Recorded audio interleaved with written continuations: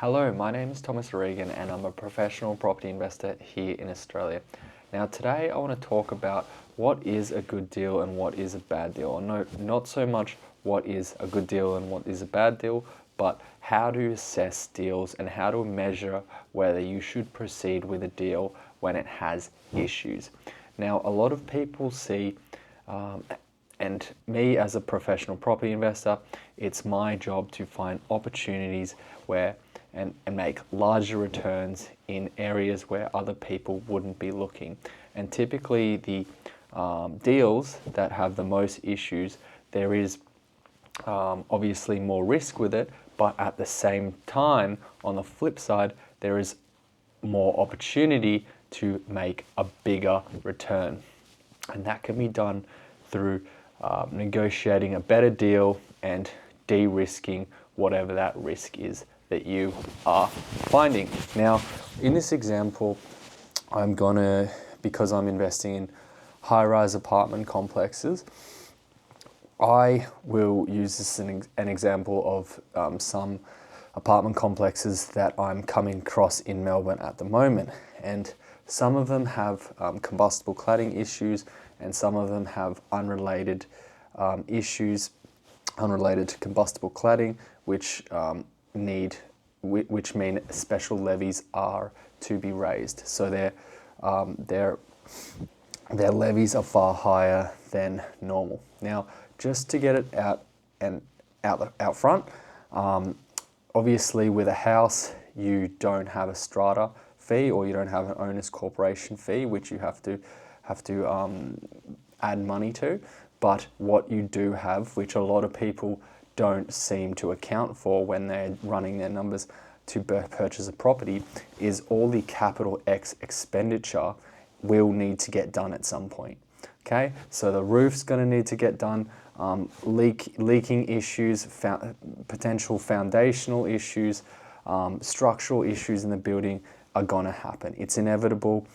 You're purchasing a property, it's brick and mortar, there are issues, and if you're not accounting for that, then that's very negligent of you as an investor. Now, I guess the good thing about strata properties or apartment complexes is there is a fund that you have to contribute for all that sort of stuff. Okay, so you don't have to think about it, you don't have to do the maths, you just have to look into how the strata is set up and see what budget they've put in place to project the costs, and that's why you're adding money to the fund each and every quarter to have a buffer in case any large capital X expenditures come up.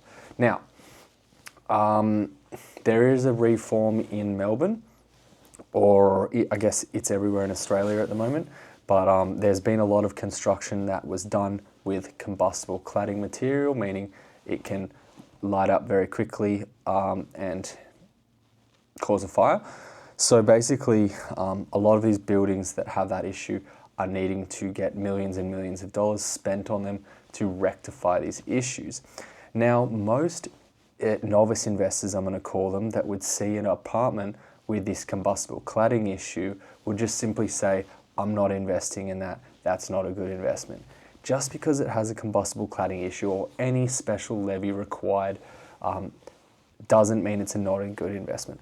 And I would flip that, I would give you an example of even if you were to buy a house and it has a major repair that's apparent, that also does not make it a bad investment.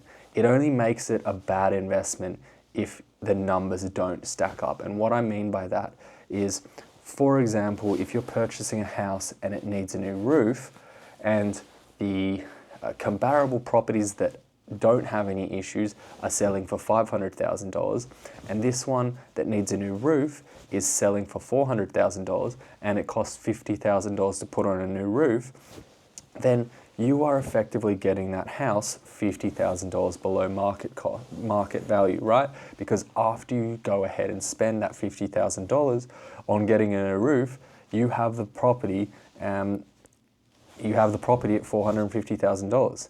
Okay, so the all-in cost for buying a property for $400,000 plus a $50,000 new roof is $450,000. And if you're comparing it to properties that are $500,000, in my opinion, that's a good deal because you are getting compensated for the risk you are taking on, right? Now, you obviously have to understand before you do the deal, you can't just guess that the roof is going to cost $50,000. You have to actually run the numbers and be very confident in what it's going to cost so you can execute that deal and make money on the way out or the way going through it, right? And for example, if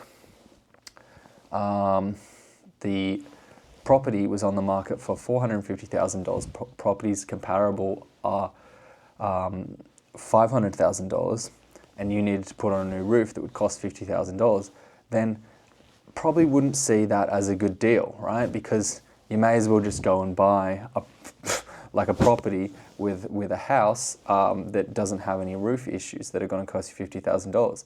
Now, that's how you can find good deals as an investor in properties that have issues. Now, with the combustible cladding issue, you need to understand with strata properties, high-rise apartments, that sort of thing, you need to understand how much it is actually going to cost to rectify the combustible cladding issue. It can cost anywhere from $1 million to $3 million, even more potentially. But let's say in this example, the cost is going to be $3 million for the strata. For the repair of the entire building for the combustible cladding issue. Now, it may seem like a lot of money, but it might not be as much money as you think, right? Because, for example, there could be, call it 300 apartments in the complex, meaning that your entitlement of that $3 million is only $10,000. Because if 300 apartment owners contribute $10,000, then the only cost that you will actually incur is $10,000 spread over all the apartment owners. Now, knowing that, that it's going to cost you $10,000 to rectify this combustible cladding issue, is it a good deal if you're purchasing, if an apartment without any combustible cladding issues is selling on the market for $400,000 and this one's selling for $300,000 because of the combustible cladding issue? I would say that is a good deal because it's only going to cost you an extra $10,000. So even if you put in the extra $10,000 to rectify the issue, you're still getting it $90,000 below comparable properties. The thing about a combustible cladding issue, it doesn't necessarily, as a landlord and as a rental income, it doesn't actually affect, or typically doesn't actually affect your rental income, right? So combustible cladding issue or not, you'll still get, the market rent will still be the same, the tenant won't so much be affected, and you will just have purchased property under market value by understanding where the actual risk is and how to price the risk when you're assessing investments. That's why I make a lot of money in investments, because when I see some difficult situation, I'm able to assess how much it's going to cost and then price the risk and then negotiate a deal so that I am benefiting. Other examples of how I would do that is potential risks that could happen with an apartment or any investment property. For example, like a potential bathroom renovation could be needed in the property, but it's not necessarily immediately required. So you could potentially get a discount on a property like that for the entire cost of the bathroom renovation, yet you do not technically have to do the bathroom renovation for maybe 1, 2, or even 3 years. By that time, the renovation cost or the property value could have gone up substantially, meaning that you're actually not even out of pocket. You can just do a refinance and pay for the renovation through the growth of the property. Now, I'll leave it at that, and hopefully you guys get what I mean. Every deal, there's no such thing as a bad deal, or there is such thing as there's no such thing as a bad property. there's just such thing as a bad deal. Okay, see you guys next time. Bye.